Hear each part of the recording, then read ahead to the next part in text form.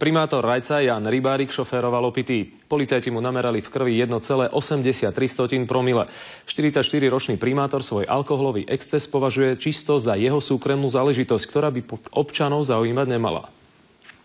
Informáciu priniesol denník Nový čas, ktorému primátor Rajca potvrdil, že pri návrate z mestskej športovej akcie vypil 4 pivá, sadol do auta a odišiel smerom domov. Po ceste ho ale zastavila policajná hliadka. Policajti po dýchovej skúške vodičovi na mieste zadržali vodický preukaz. Išlo o bežnú kontrolu počas výkonu služby. Jan Rybárik dnes veľmi zhovorčivý nebol. Viete, čo myslíte, je to moja osobná vec a nemyslím si, že to je verejná vec. Podľa psychológa musí byť človek platený z verejných peňazí, pripravený zvládať väčšiu pozornosť upriamenú na neho a prešľapy by mal radšej oľutovať. Pozícia primátora mesta je významným sociálnym statusom. Alkohol za volantom je určite nepríjemnou spätnou väzbou smerom k voličom. Ľudia z Rajca sú na alkoholové prehrešky citliví. Od človeka, ktorý sedí na primátorskej stoličke 15 rokov, niečo podobné nečakali. Rozhodne odmietajú, že je to jeho súkromná vec. Osobná vec to nemusí byť v zmysle tom jeho, že by zobral po tej ceste napríklad 2 cyklistov.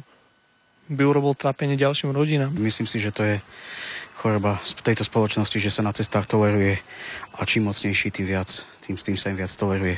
Ako primátor by mal trošku ísť zorom, nie? Jana Rybárika teraz v správnom konaní môže postihnúť najviac 1000-eurová pokuta a zákaz šoférovania na 5 rokov. Sadať si za volant opitý sa zrejme stáva na rajeckom magistráte módnym trendom. Podľa našich informácií totiž polícia ani nie pred 2 týždňami zadržala vodičský preukaz práve pre alkohol za volantom a riaditeľke tunajšieho mestského kultúrneho strediska. Z Rajca Marian Lechan, televízia Markíza.